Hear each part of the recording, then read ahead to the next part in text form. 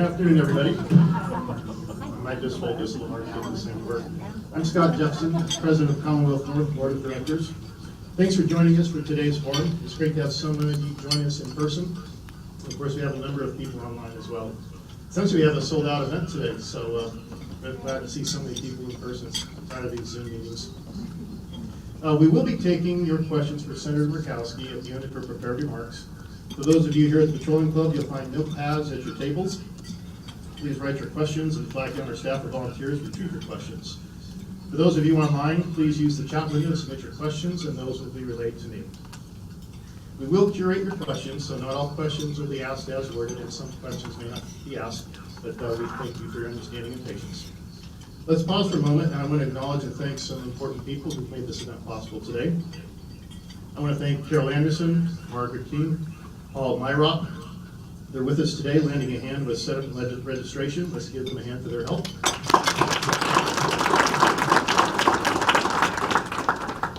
On behalf of the board, I also want to thank Alaska Communications, ConocoPhillips Alaska, Northland Bank, and the UAA Institute of Social and Economic Research, otherwise known as ICER, for their support and underwriting of Commonwealth North's programs throughout this year. Your support is vital, and we thank you. Equally important is the sustaining support of Commonwealth North's members. Please raise your hand if you're a Commonwealth North member. Great, thank you for supporting us. And if you're not a member, we've provided some information at your tables and a link in the chat for our participants online. We invite you to join us. Your ideas, vision for Alaska's future are most welcome. We'd like to hear from you. Well, it's my pleasure this afternoon to introduce our senior U.S. Senator, Lisa Murkowski. Lisa has been in the Senate since 2002, and quite frankly, doesn't require much of an introduction, but I'm going to say a few words anyway. The list of her contributions to our state through her service in D.C. is long and significant.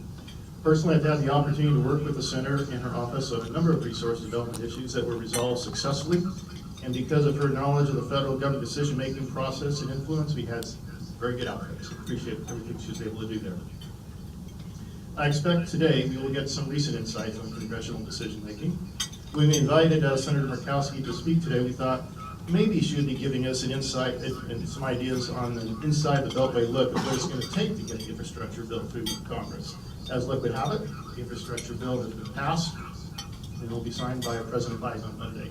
The sausage making for this bill has been messy and drawn out on the House side, but the fact that the entire Alaska congressional delegation voted for it just shows how important it is for our state. At the end of her current term, Senator Murkowski will have served for 20 years. One would think that is enough time in the D.C. political zone. But as many of us probably heard this morning, Lisa has thrown her hat in the ring for another 6-year term. I guess you can't get enough of a good thing.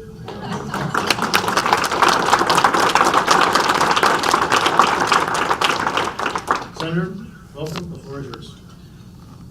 Thank you.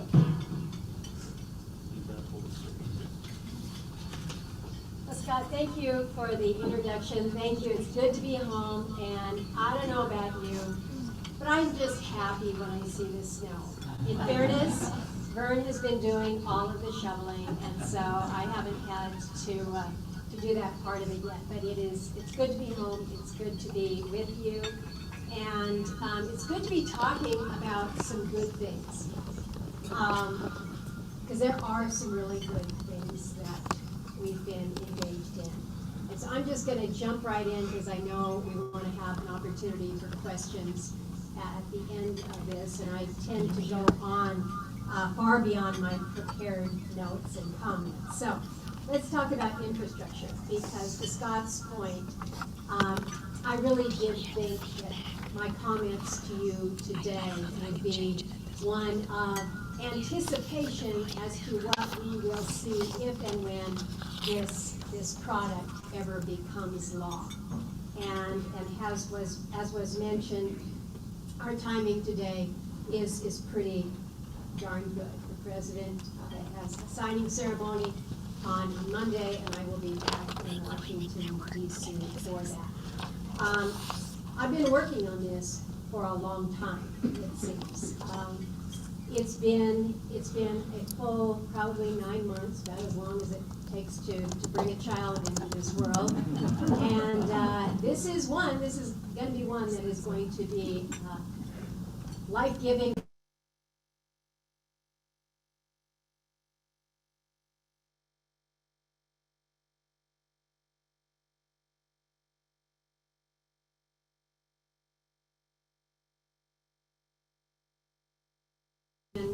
November of last year, so just about this time last year. We'd gotten on the other side of the election, and we were still, everyone was still getting hit. Our small businesses were concerned about whether or not there was going to be anything more with paycheck protection. We were struggling in a lot of different areas, and the politics basically was, we're done until after this administration is out, and we'll come back to you later. But in the meantime, there was a lot of need. And so a group of 8 of us got together to say, is there something that we can give our leadership that says this is a bipartisan product when it comes to additional support for COVID? And while they didn't take our exact draft, it was the template that they used that was signed into law in January. That was so very, very important. And so this group of 8 of us looked at one another and said, all right, you got a new president, and he's just laid down this ginormous infrastructure bill that was everything under the sun, everything that you could imagine in terms of a priority. And yes, it was core infrastructure, but it was also everything from universal health care to free college tuition. It was everything. And we looked at it, these 10 members, 5 Republicans, 5 Democrats, and said, this is going to die of its own weight. But don't you think it would be important to demonstrate that we can actually get some legislating done in this dysfunctional body? And if so, what is it that we can agree to? And so we decided to narrow the scope and see what 10 of us could agree to would be basic core infrastructure. And then we looked to what it was going to cost to do this. And initially it was way too high. We couldn't agree on how we could narrow the scope and how we could lower the price. And so there were so many opportunities for the 10 of us to walk away. But we didn't. We slogged through. We ate more cold pizza late at night around small tables in windowless rooms in the basement of the Capitol.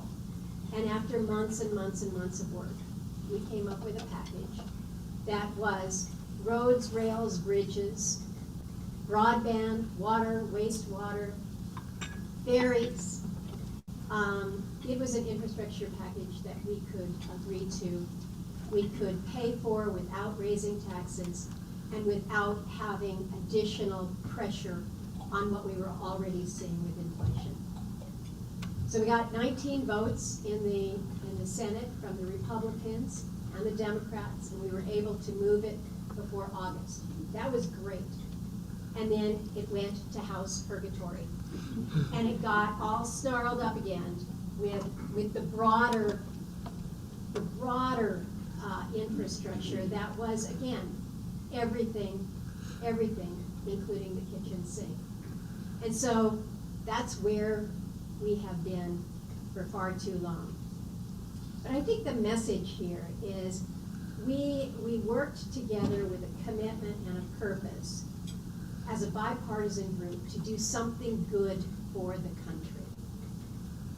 Now, believe you me, I wanted to do good things for the country, but I was going to make sure that Alaskans' needs were addressed. So if you look through, you're going to see some things that clearly look to have an Alaskan imprint. I don't know that there's too many other colleagues that would do a specific set-aside within surface transportation to include maintenance on ice roads. So it's kind of a little thing, but if anybody else in the country needs it, it's there for them too. But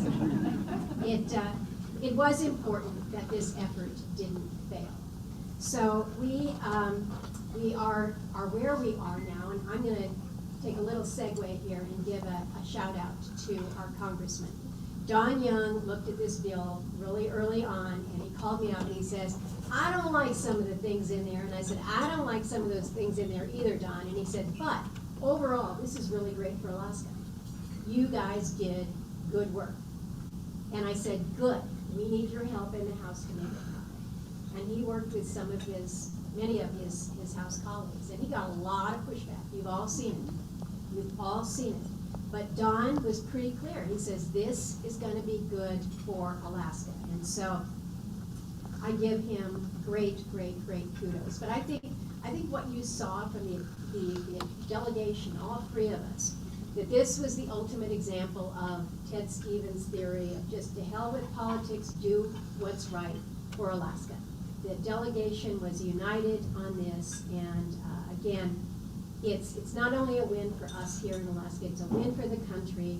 When we invest in ourselves, when we create jobs and opportunities, when we enhance safety and efficiency to be more competitive, this is good for everybody. So it's probably the most consequential legislation I've ever had an opportunity to work on, and I'm just really proud of where we are today. So lots of questions about what is really in it. Scott mentioned the sausage making that goes on, and oftentimes we don't even have the ability to appreciate what is included. So again, the most obvious place to start is it's infrastructure, and we need infrastructure. We've got a C- rating from the American Society of Civil Engineers. That's not where we want to be as a state. That's not anything to be proud of. So what this bill is going to do is allow us to upgrade our transportation infrastructure. We get that. Or in many cases, we're building it out for the first time. So we're going to have better roads. We're going to have more of it. We're going to be able to repair our some 140 structurally deficient bridges. It's a lot of bridges. Maybe I don't even want to know which ones are not structurally sound right now, but let's just address them. We're going to have the opportunity to modernize our ports and our harbors, make our airports worthy of the flyingest state in the nation. So that's significant. But that's just on the transportation side. On the water side, this bill provides unprecedented resources for water and wastewater systems. We have talked for decades about getting rid of the honey bucket in Alaska. And I wish that I could tell you that we're done, but we're not. We still have over 30-some communities where there is no running water. We do not have the sanitation systems that we need. And Garrett Boyle, as the new head of the Denali Commission, has a big job in front of him. But it's a continuing job that we've been trying to address for some time. So this is going to be hugely significant for us.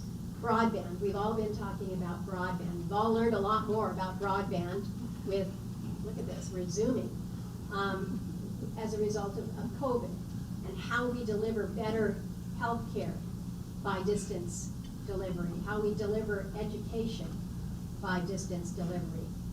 So this is really going to bring us, if you will, into the 21st century when we're talking about digital.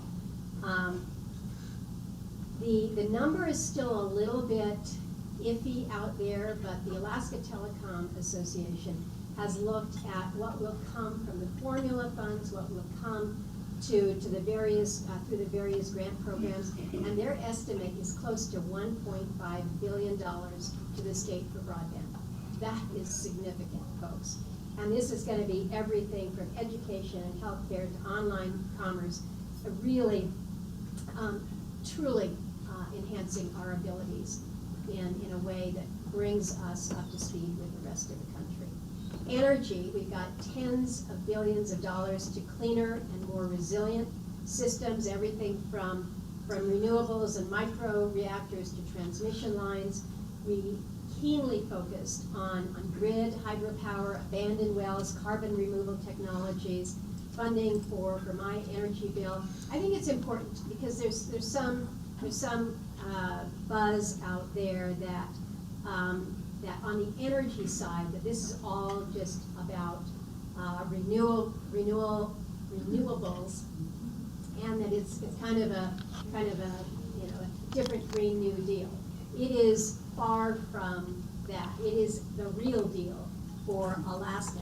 And I think to kind of put it into context, so much of what we did with the energy production piece is appropriating from what we authorized last year in the Energy Act. The Energy Act was the bill that I've been working on to upgrade our energy policies in this country that hadn't been done for 12 years. We authorized that. That was signed into law by President Trump. Now what we did within the infrastructure piece is we appropriated to that.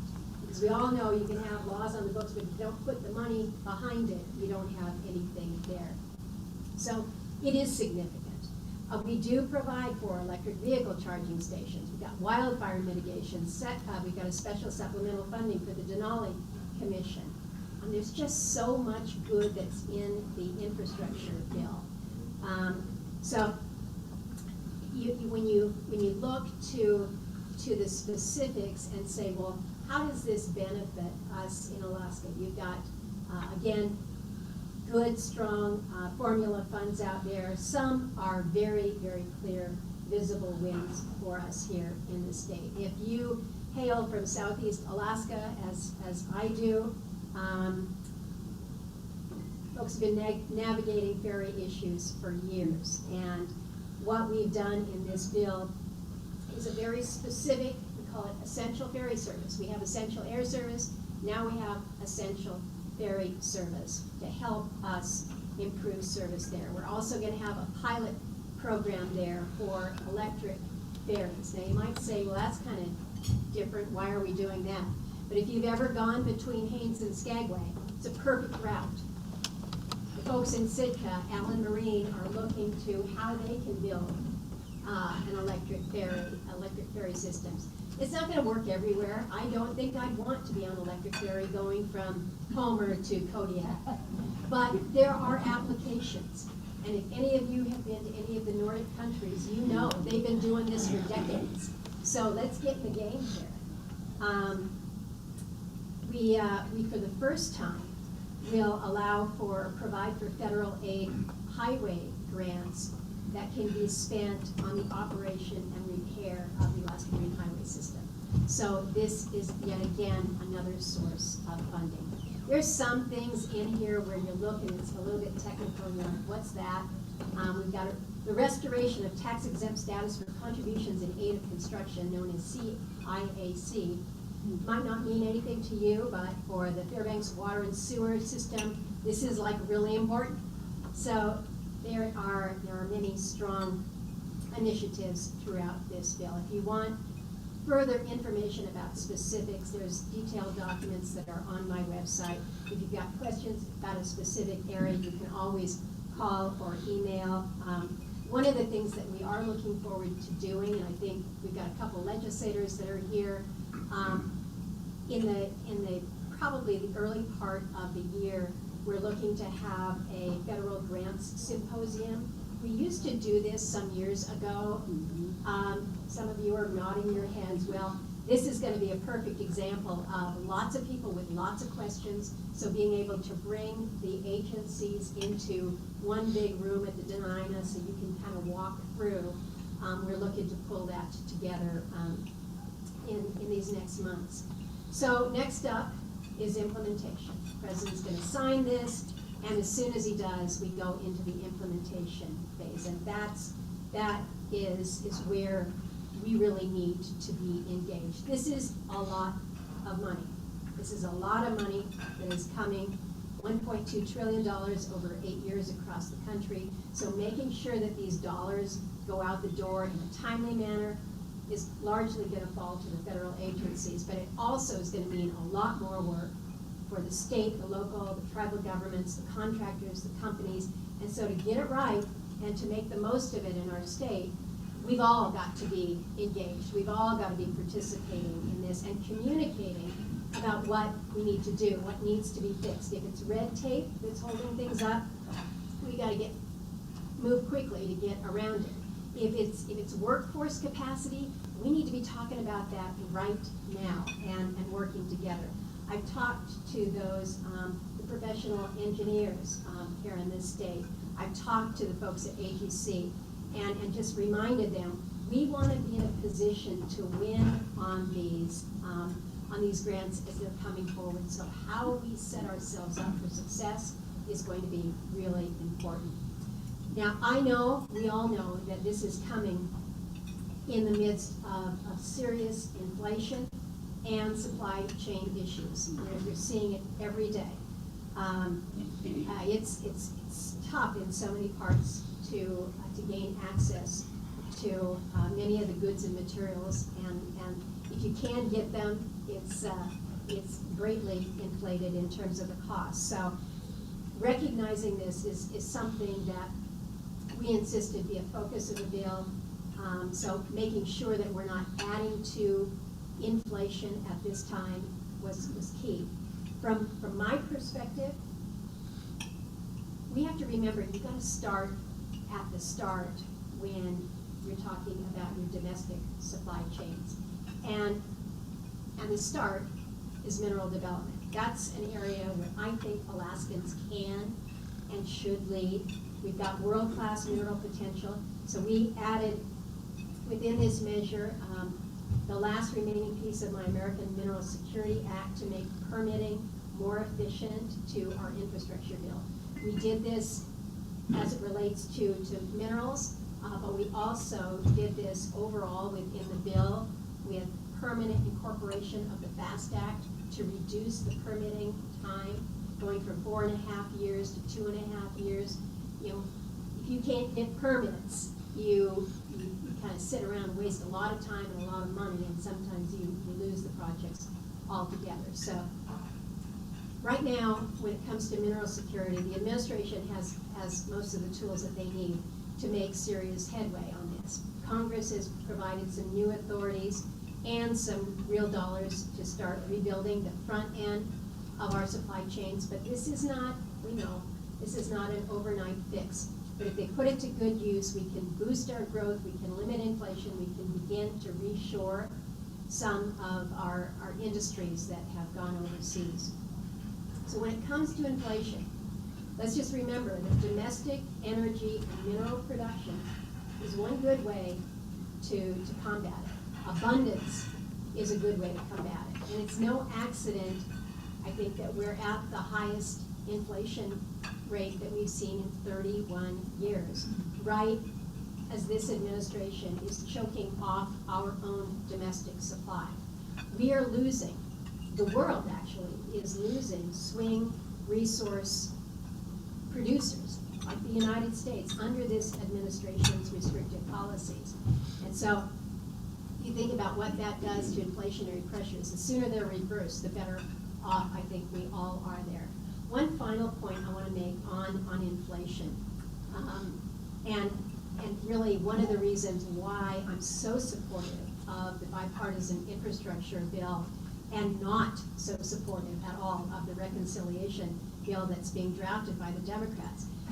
What we're doing within this infrastructure bill, this is spending on capital assets, making our economy more efficient, more productive. This is investment in long-term economic growth over the next decade. This is not a quick shot in the arm. You remember about 10 years or so ago, where it was everybody needed to get their shovel-ready project out right now because it was just kind of that one-shot deal. That's not what we're doing here. We're strengthening the supply side of the economy, which helps to reduce inflationary pressures. But I know that this is something that we're all talking about. So infrastructure is moving, it's exciting, it's going forward. In addition to all that we were doing on infrastructure, there was a period where we were all focused on what's going on with our tourist sector throughout the state, because we went from 1.3 million tourists coming to Alaska in 2019 to 48 in 2020, and it was pretty tough out there. So we were working to see if we couldn't address the situation with Canada. We were successful in doing that. with the temporary fix that we obtained with the Passenger Vessel Services Act exemption, the PVSA, to bring some of the cruise ships up here to the state, albeit for a pretty late season. I haven't talked to any of the folks that came to Alaska on a cruise ship in October, but God bless them. They must be hardy people, and I hope that they got enough of a preview that they really do want to come back. I understand that there were close to 123,000 visitors that came up by cruises, so it was certainly not the million plus, but we were able to get some ships turned around and headed that way. But that was a real wake up for us, I think. Maybe in about 15 It was a real wake up. And so I was busy this summer trying to figure out if we could find a temporary fix. We were successful in doing that, but I recognize that temporary is just exactly that, it's temporary. So in late September, I introduced what we call the Cruising for Alaska's Workforce Act. This would permanently exempt cruise ships that carry more than 1,000 passengers coming to the state from the PVSA. And this effectively allows them to bypass the requirement for a foreign stop in Canada en route to the state.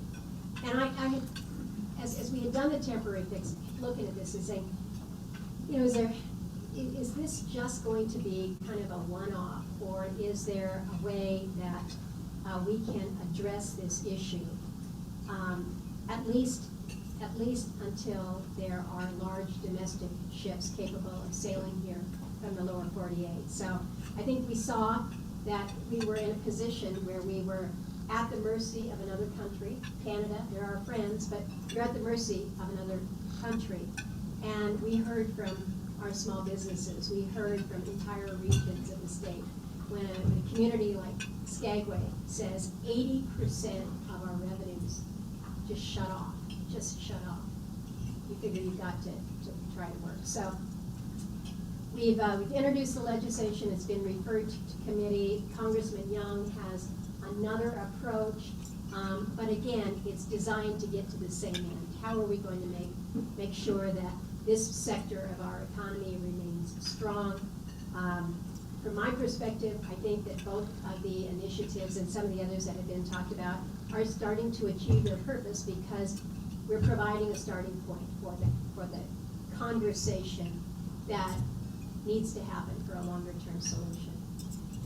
So I'm going to wrap here, but let me just give you a little bit of a preview, kind of. Maybe nobody really knows what's going on in the House, but they're working to try to advance what they're calling the Build Back Better Act. This is the reconciliation package. It's the human infrastructure or the social spending. And I tell you, you want to ask me about what's in it? I can tell you what was in it as reported by the media maybe yesterday or last week, but I can't tell you what may still be in at the end of any given day. And so you want to talk about a moving target, which really, really, really worries me. If this is a $2 trillion package, or even a $1.5 trillion package, I think it's 1.7 is what they're saying it is now, that hasn't been clearly defined, and they want to take a vote on it before Thanksgiving. They wanted to take a vote on it last week, and they didn't know what it looked like. They didn't know what was going to be in it. None of this has gone through committee. It's more than a little bit crazy to think how this is being cobbled together. It's like throwing the spaghetti on the wall and waiting to see what sticks. Now, there's a lot of things that are rumored to be in, and I don't want to substantiate rumors. I will tell you, I don't hate everything that I've heard that's rumored. There's a 45Q provision that would really help us with CCUS. That's great. There's some good stuff in hydro that we hear is in it, but this is really a dangerous process. I would just suggest to you.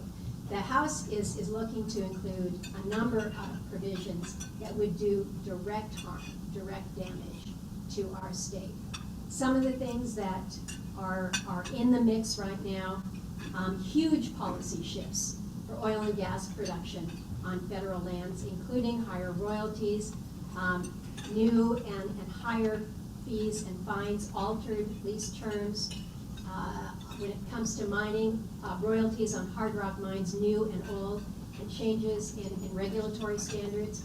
There's this kind of roving Death Star-like authority for BLM to withdraw its lands anywhere for any reason, and the immediate repeal of the limited oil and gas program that we included in 2017 to allow for opportunities within the non-wilderness portion of the 1002 area in Anmore.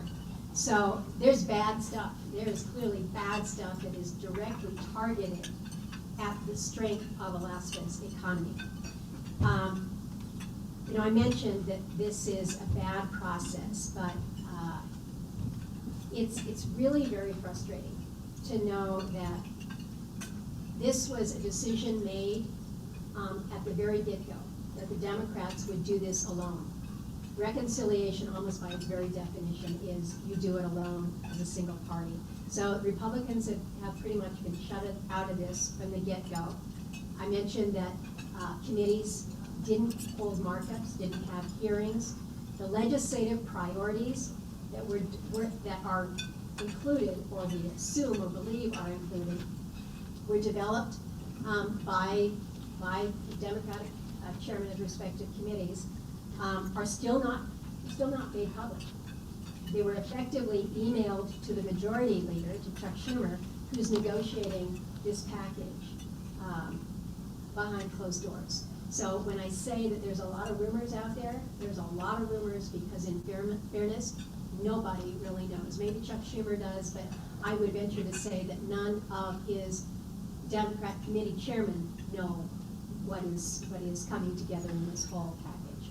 So I've been asked, is there a way, you know, you say that the Republicans have been shut out of this, but is there a way that we can dump some of this harmful stuff when it comes to the Senate? And I am hopeful on some of this. As you know, when you deal with reconciliation, it's this obscure process that is subject to some very confining rules, subject to the Byrd rule. You don't need to know anything other than the parliamentarian is basically the one that says aye or nay, this is good, this is out, and once she rules, it's done. And so we're going to be making some challenges under the Byrd rule, which guards against any extraneous policy. I'm going to ask for some help from some of our more reasonable colleagues, and we might be able to knock some of this stuff off, but I'm not confident that we're going to make too much headway there.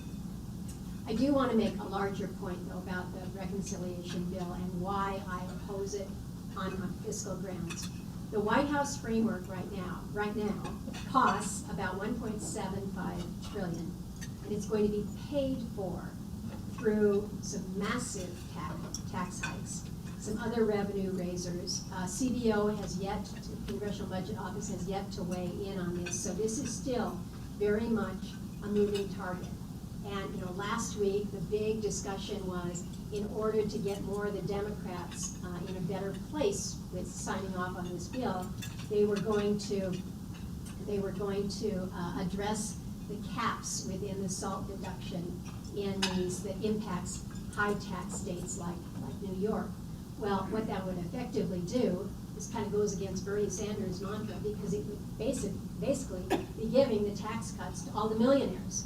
So I don't know what they're going to do with that, but then that again is a piece of spaghetti that we're going to see if it sticks or doesn't stick. But these tax hikes are a major problem. They're a major problem. But the premise also just defies reality here.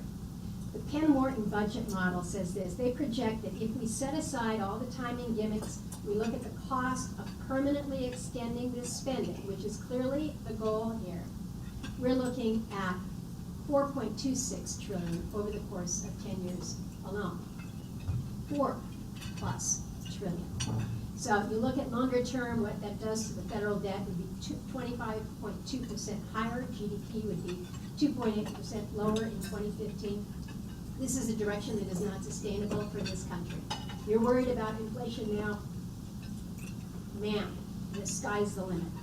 So my view on reconciliation is that everybody needs to take a long look at what they're signing the country up for. We've got, again, the highest inflation that we've seen in 31 years, and you know, you put more resource-related restrictions into this, like they're proposing now, this is only going to make it worse. I've been able to develop a relationship with Joe Manchin. He's had an opportunity to come up to our state. I think he gets it. He loves it up here. But Joe's right when he says that our priority first needs to be to get our fiscal house in order, especially in the wake of this pandemic. So, last point, and yet another reason why the reconciliation bill needs to be rejected, is everything that is piling up and being unaddressed right now in Washington, D.C. I don't know, there's kind of this crazy notion there, if you lash enough rocks together that they're going to float. I just don't see this floating. We've got coming up in just a matter of weeks the continuing resolution which funds the federal government. This expires on December 3rd. The debt ceiling is going to need to be raised again, probably right around that same time period. These are real deadlines that are coming at us like a freight train. And yet the majority doesn't seem to have a plan for how to avoid a shutdown or avoid a default. So you know me, I'm always the first one to say, hey, let's get everybody in the room, let's sit around a table, here, have some cold pizza. But I want to figure out how we can work together. I want to figure out how we can make sure that we get good things for Alaska. We did that with the bipartisan infrastructure bill. Incredibly important for our future. That should be the model that guides us forward. But we're not headed in that direction right now. I'll suggest to you that Congress isn't broken, but I think that there are people who are actually trying to break it. And I hate it that we're now veering back into this partisan territory after such a major win with the infrastructure bill. And I think we're kind of slumbering into this new crisis with no way out, of course, just in time for the holidays, which is not a very good ho-ho time. So we can do better than this. We've proven as much with a bipartisan infrastructure bill, and some of us are still trying to steer good things in the right direction. So wish us luck in these weeks going forward. So I'm now happy to take any questions. Scott, you know, I didn't mention anything about my announcement because, in fairness, I haven't written a check to the state of Alaska. I'm doing that at 2 o'clock. So I'm not officially official yet until I give them my money, right? But thank you. Thank you.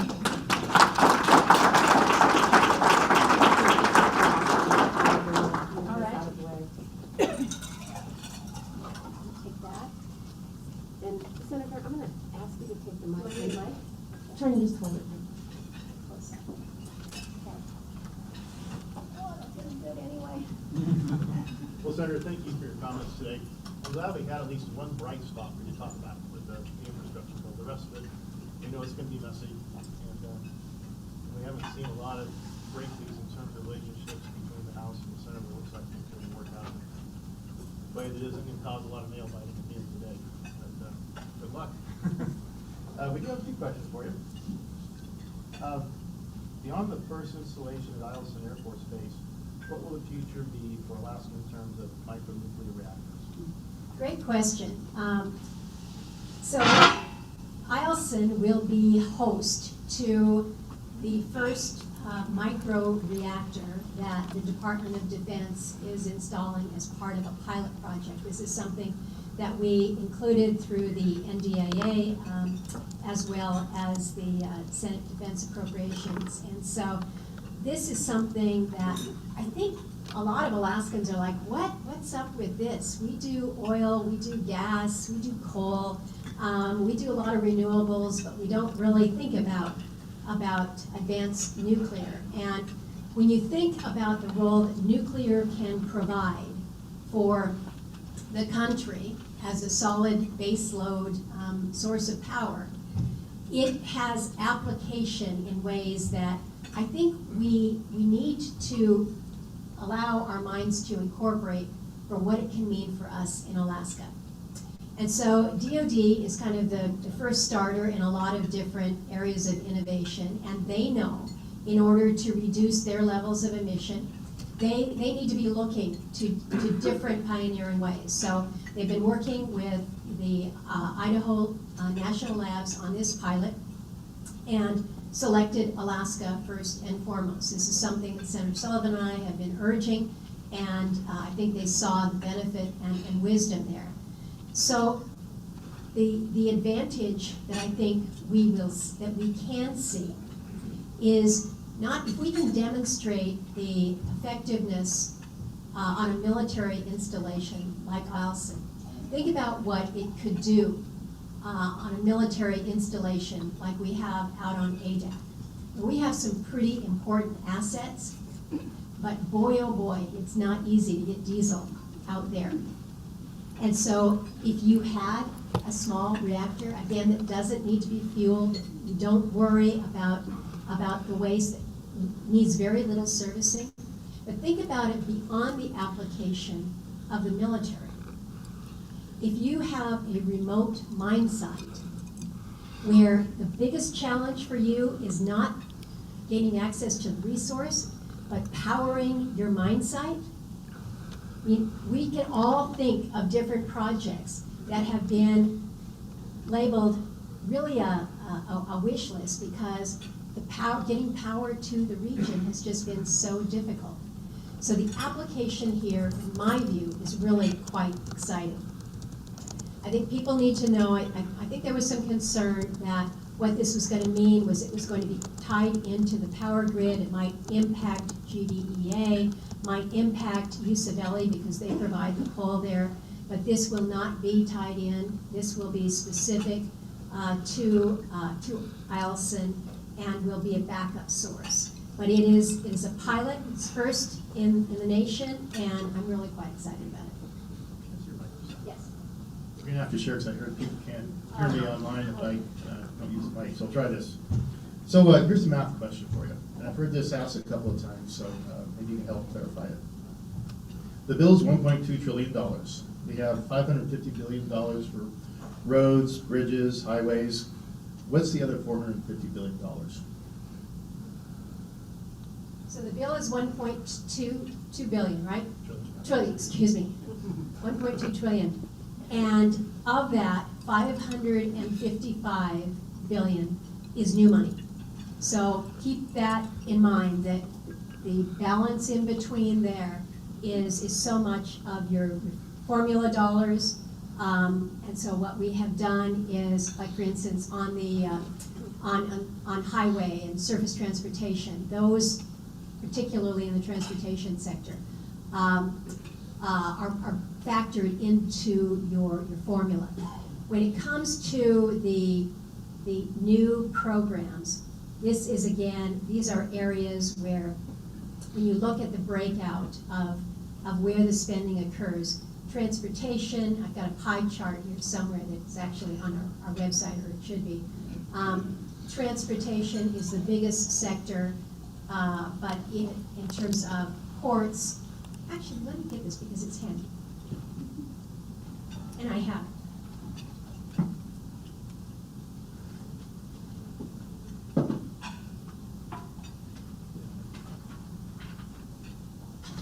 And the writing is very small, but my eyes are still good.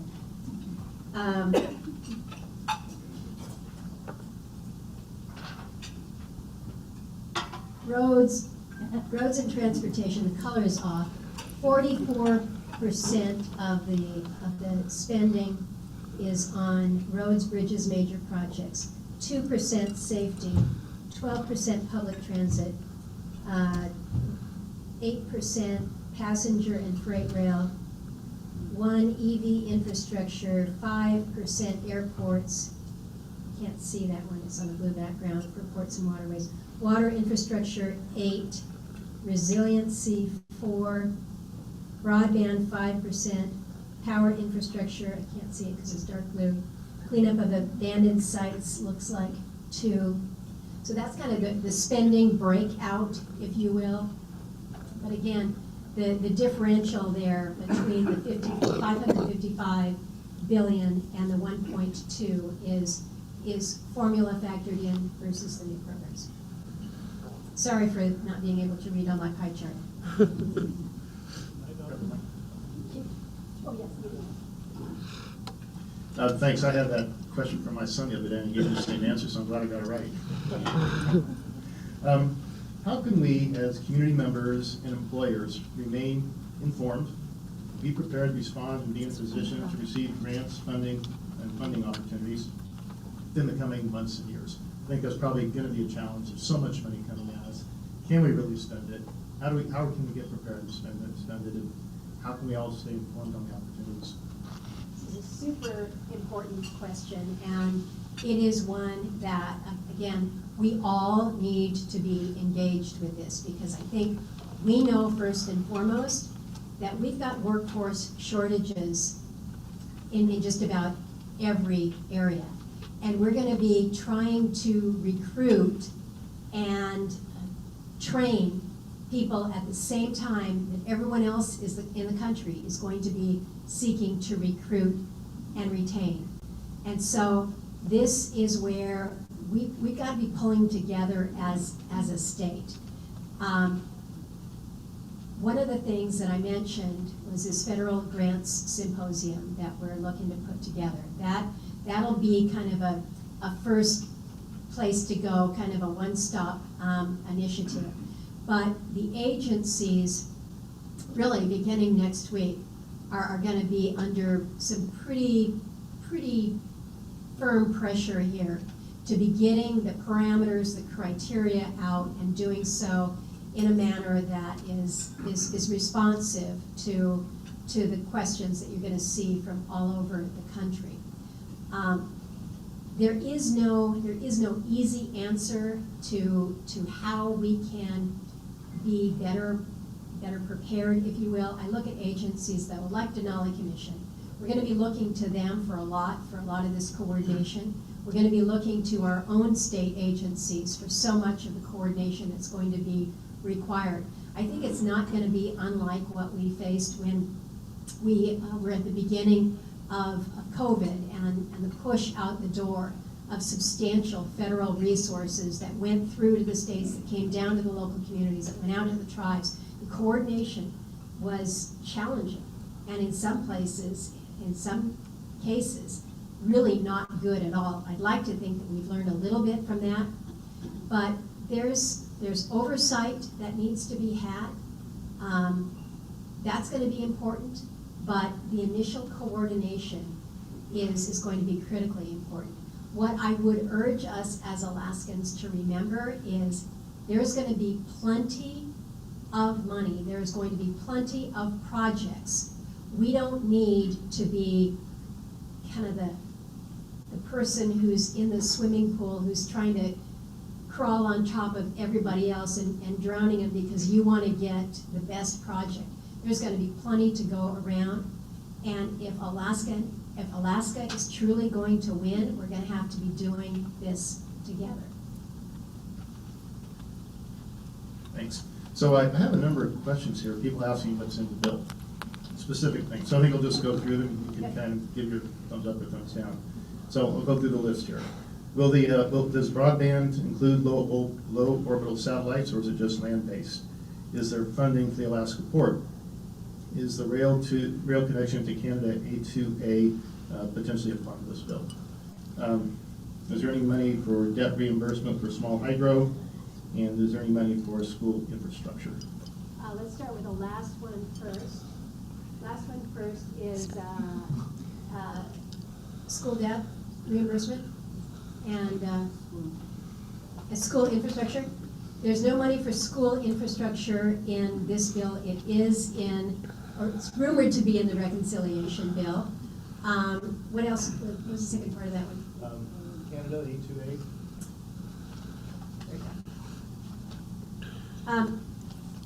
Is A2A a priority for me? Yes. Is it in the infrastructure bill? There's nothing specific to the project A2A, but there is funding, again, for rail and rail support.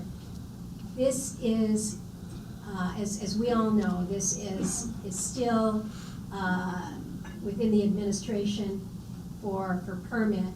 So how it will fit into the availability of the rail funding, I think remains to be seen.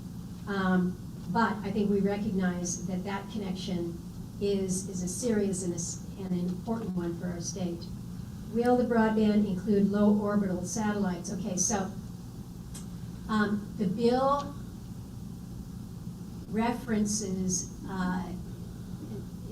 technology neutral. I don't know if we use the word technology neutral. I think it is. In fairness, I wish that it would not just say technology neutral. I wish that it said fiber and microwave and everything else, including satellite. Because in fairness, satellite has gotten kind of the short end of the stick, if you will, in terms of building out our broadband capacity. And so I've met, in fact, with a couple of our providers just recently, Pacific Dataport and OneWeb, and you've got both the low Earth orbital and the GEO, and we need them all. We need them all. So the answer is yes, it will be allowed because it's not excluded. I just wish that it was singled out a little more directly. Is there any funding for the Alaska port? I noticed that they struck Anchorage port and put Alaska port because that's what it is. It's Alaska's port. And the Alaska port will benefit from the port funding that we have included on this substantial money for overall ports and harbors. And so we should stand to gain there. A couple of questions on this particular theme. You know, it's encouraging to hear you've used the permitting timeline for infrastructure projects. Can you comment on what Alaskans can do to make sure this sticks and survives subsequent administrations, and also the things that we have on the table right now, like the mineral projects can actually get permitted, or the things that we can do? So on the permitting side, so certainly with what we have included with making permanent the FAST 41, that's now permanent. Because what we did during the Trump administration, we included that, but it was temporary. So making this permanent means it's going to stick. That is very important on the permitting side. When it comes to the critical minerals and what we included in the infrastructure bill with regards to the American Mineral Security Act and permitting for mineral development, again, will that stick? It sticks until we change the law. But I think there is a recognition. This is an interesting thing that this administration is faced with right now. They are pushing with everything that they have that we need to move to renewables. We need to be doing so much more in this space. And yet the reality is that every renewable that we're talking about there really requires significant quantities of critical minerals, rare earths, the minerals that we need. And they know that the challenge is we're not producing what we need in this country. Instead, we're looking to other countries.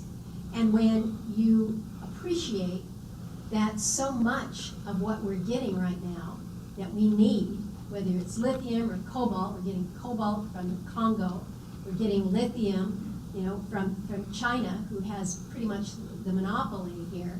This is a vulnerable place to be, and they know it. They know it. So what has their answer been? We'll go to Canada. Well, it's okay to go to Canada. Canada's our friend too, but why not create the jobs here? Why not reduce our own vulnerability by doing it here? It's exactly the rhetoric that we're hearing right now when it comes to high oil prices, high prices at the pump. So what is the response? Let's go tell OPEC to produce some more, which is the most incredibly insane policy response when you're a country that has the resource and the capacity to develop it. So instead of throttling down our own domestic production, as they have done, and they started here in Alaska, they are looking to others. That is energy vulnerability, that is economic vulnerability, and it is environmental vulnerability. Because we know, at least in this state, that how we produce our resources is done with the highest environmental standards, probably the lowest carbon emissions as you compare us to other developing, other states that are producing. And so there's, let's just put it politely, there's some inconsistency in these positions. I would agree with you. Another thing that when you ask OPEC to supply us with oil, these are countries that use our money to undermine us. Yes. And they have done it in the past, and it's just mind-bending that they want to go down that path. So there's something in the bill that I've wondered about, probably a number of others. We keep hearing this, the comment about the charging infrastructure for electric vehicles. Is there any way you can describe what that looks like? Are we talking about equivalent gas stations in every corner with 2-hour charging stations, or parking lots where you can park your car for 5 hours? I don't know. Is there any picture in terms of what this actually looks like? They're actually spending some of the state money here to put in place a series of charging stations up the, I think it's up the parks. I don't think it's beyond that. Do we have an idea as to what it looks like? No, I think it will depend on the communities and the capacity in the communities. It's interesting. You have some communities. Cordova is a really fascinating little community for any of you that spend any time there. They're pretty much islanded. There's no road out, and they've got great hydro resource.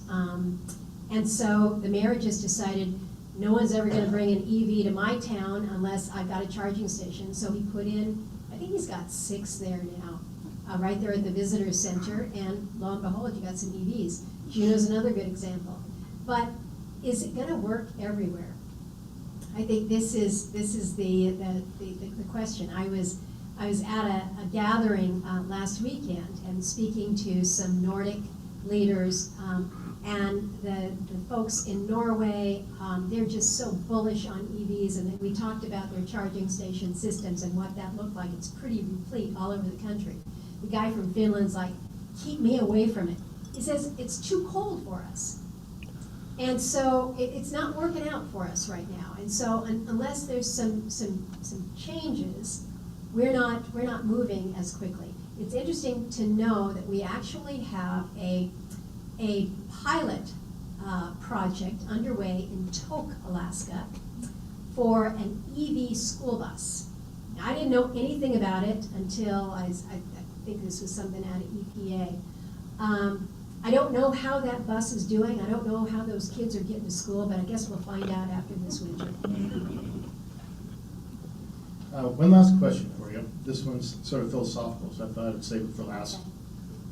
What is the path back to constructive politics rather than destructive politics we're seeing everywhere for the past few years? It only seems to be getting worse. And I remember a presentation like this about 10 years ago, maybe longer, where an expert came in and kind of showed where Congress was in the 50s and 60s, and the majority were kind of in the middle, moderate, and it's just been polarizing ever since. And there are very, very few members of Congress now that you could possibly describe as being in the middle. So, any thoughts on that? I know there's no definitive answer.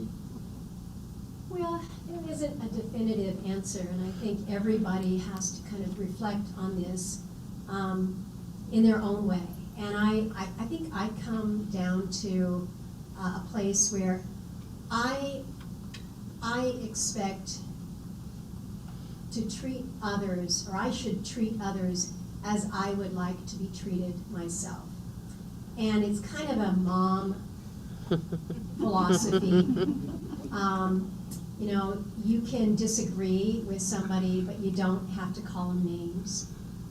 just a little bit of civility as we work through really hard and challenging times. It's been distressing to me, quite honestly.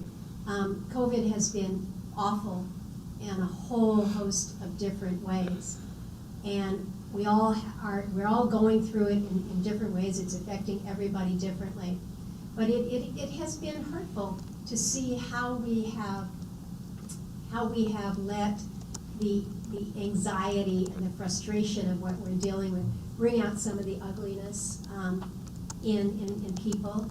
And we're going to get through this, but we don't want to get through it and find ourselves even more polarized than we already are.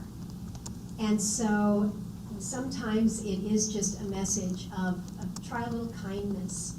It's hard to say that in Washington, D.C., because everyone is scrambling for the advantage. If you're in the minority, you want to retake the majority. And if you're in the majority, you want to hold on to it at all costs. And it seems like it's all about winning. It's all about winning rather than what you're going to do when you win. How do you govern? Shouldn't we as Republicans win because we have the best ideas? That's what I would hope for. And if I don't have the best ideas, what can I learn from the ideas of others? And I'm told, sometimes I'm not told, I just feel it in their body language. Some of my staff are really super smart and great for me. I think they think that I'm a bit Pollyannish. But I have to believe that we can be better. I have to believe that we can continue to make a difference for everybody in the country, and not just for one party over another party. Because at the end of the day, you know, we're moms, we're dads, we're teachers, we're neighbors. We don't need to be as divided as we are. And so I think for me, it comes with a daily reminder that even if I don't like your idea, even if I really don't like you, I can be decent. One of the things my mom always said, she says, if you don't have something nice to say, don't say anything at all. And so sometimes I'm just really quiet because I don't want you to hear what I really have to say. But I think it takes an effort. We are at a place, certainly in our institutions, where it is as low a level as I have ever experienced, and it's not good. I'll tell you, Scott, the easiest thing for me to do would have been to say, all right, at the end of this term, that's a pretty good run, and it's a toxic environment out there.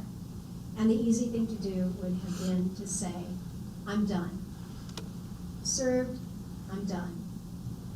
But I fully believe that if you think that you can make a difference in the tenor of the debate, if you can make a contribution simply by getting people to the table and engaged in a level of discourse that is civil, that we can actually bring about change. And I think that I can help in that conversation. So I decided to stick with it and offer what I have.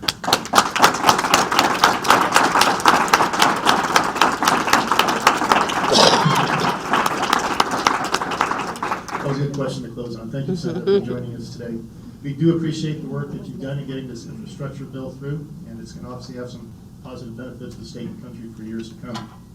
As a reminder to our members and audience, the Healthcare Reform Study Group has 2 upcoming sessions on December 2nd with Heather Carpenter, DHSS Healthcare Policy Advisor, and December 9th with Darrell Means, the Regional Administrator of the Center for Medicare and Medicaid Services.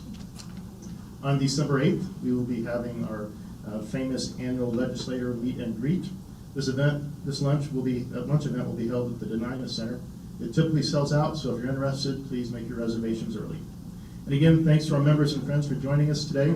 Again, if you are not a member, I encourage you to join, and you can find that at commonwealth.org. So thanks again for joining us today. We are adjourned.